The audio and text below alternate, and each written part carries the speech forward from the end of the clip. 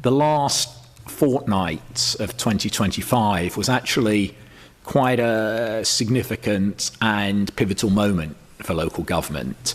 It was when just before Christmas, the Secretary of State announced the outcome of the Fair Funding Review and his final draft funding settlement for the next 3 years. The landscape shifted in the right direction. It really did turn out to be somewhat of an early Christmas present. Finally, we started to see the beginning of the end of the decade of Tory austerity. Finally, we began to see more money available to us here for key essential services. Finally, we started to see the promised end to the instability and uncertainty that resulted from year-on-year, single-year annual settlements.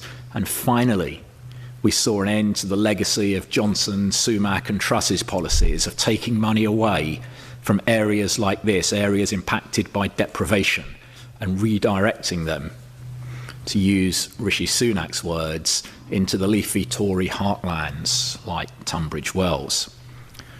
And Hertsmere will really benefit from these changes in a few ways. And because of that, firstly, we're presenting today, for the first time in over 14 years, a medium-term financial forecast showing a balanced budget for the next 3 years. That simply isn't something that we have been able to do within recent memory.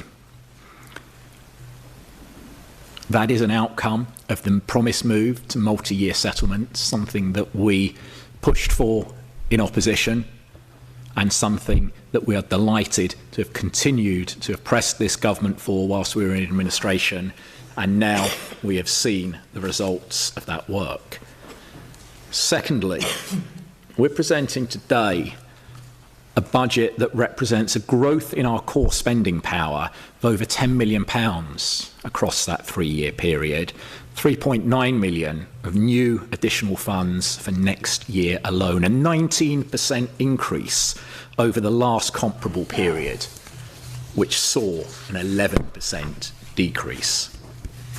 And thirdly, and perhaps most importantly, because of all of this, we're able to announce this evening a significant package of immediate investment in frontline services and economic growth that will begin right away with additional investment of £0.6 million as soon as we enter the new financial year.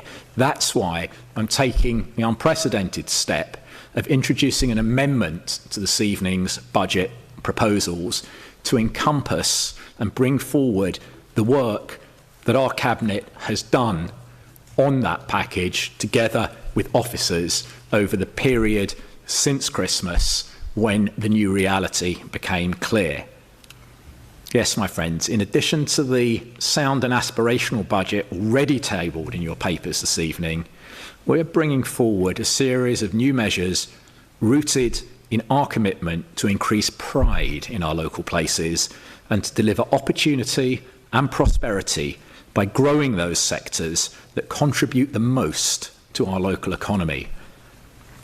Now, residents and businesses have rightly raised their voices in recent months about the state of our public realm. They've seen how the years of Tory austerity, spending restraints and cuts to public services have impacted upon the state of our streets and our high streets in particular. That's why tonight I'm announcing a new £280,000 investment in our borough's street cleaning services, new teams, more vehicles, new equipment, a return to regular washing of our pavements and surfaces on the main high streets, a significant increase in our litter cleaning patrols, and hugely enhanced capacity to attend and clear those fly tips just as soon as we've collected any evidence that can be used to identify and prosecute those responsible. Our administration is already investing millions of pounds in fantastic modern facilities around the borough, like the Elstree Immersive Experience, the Lantham Stadium in Potters Bar, and our parks across the borough. And it just isn't right that people need to walk and drive through filthy streets to reach those new, improved, modern amenities. Around here, pride in place isn't just going to be a buzzword. We're investing to make it real. 2 years ago, we introduced our new uniformed community enforcement officers, and they've added an increased sense of security and cohesion around the borough. Their bright red vests have become a familiar and welcome sight. They take the lead on environmental crime and antisocial behaviour, the areas where the police simply don't have the resources. As a testament to their success, they've now even acquired some policing powers. So, 2 years on, we're doubling down. Literally. We'll be doubling the capacity of our community enforcement programme, £200,000 of new investment in more of those red-vested officers, more patrol vehicles to increase coverage, and more legal and logistical support for the frontline team to see issues through to closure, prosecution. You wanted us to take responsibility where the police were unable and under-resourced. We did that, and this expansion of the programme will take it to the next level. Our creative sector here in Hertsmere brings growth, jobs and opportunity to the borough.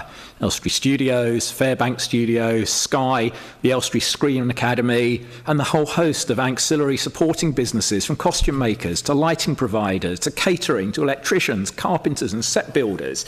They're the ecosystem that keeps attracting BAFTA, Golden Globe and Oscar award-winning productions to our area. Their business helps support our high streets during these difficult times for high street retail. However, competition is strong, with major investment in the sector recently from other parts of the UK. That means we need to continue to grow to maintain our competitive and our qualitative edge. We'll lead from the front by creating a £75,000 per year screen investment growth fund to seed and to catalyse initiatives that keep Hertsmere at the front of the pack in this increasingly competitive marketplace. Sadly, in contrast to that growth, there's an increasing concern that the latest ONS data shows the position in those local wards that score most highly on the indices of multiple deprivation has slightly deteriorated since the last measures were published.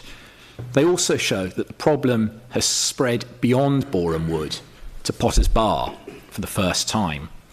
The reasons behind that are complex, and many of them are beyond our own control. However, we're not prepared to sit back and manage decline. Whilst we're already well on the way to delivering major top-line strategic initiatives that will address this problem over the long term, not every single intervention needs to take a generation. Often the best agents of change are our local ward councillors.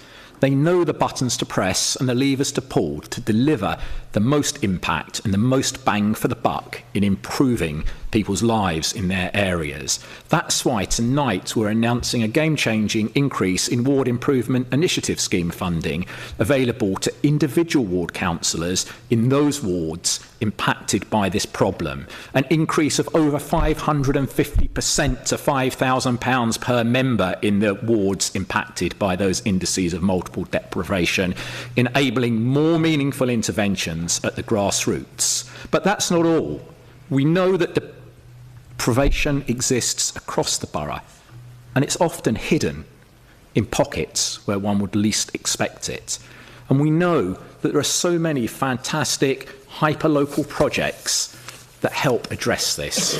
So we will also be increasing the WIS funding available to every individual councillor in the other wards by 25%, over 25%. So there you have it, a package of measures, more money, frontline services, not backroom bureaucrats, more resource to to enable the council to deliver more activity, more efficiently and more effectively, right at the very heart of our communities, right where it matters.